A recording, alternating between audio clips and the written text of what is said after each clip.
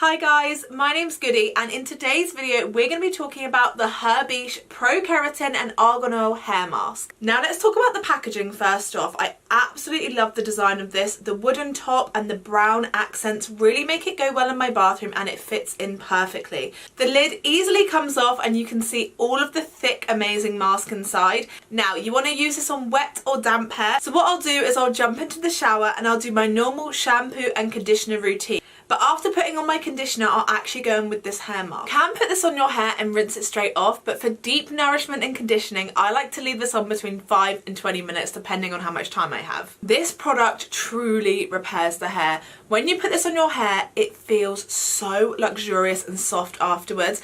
The keratin really helps relax that frizz and give you a sleek, shiny finish. This is suitable for all hair types as well, whether your hair is curly, straight, frizzy or soft. This is an absolute game changer. The Herbishh Pro Keratin and Argan Oil Hair Mask also is amazing for coloured hair.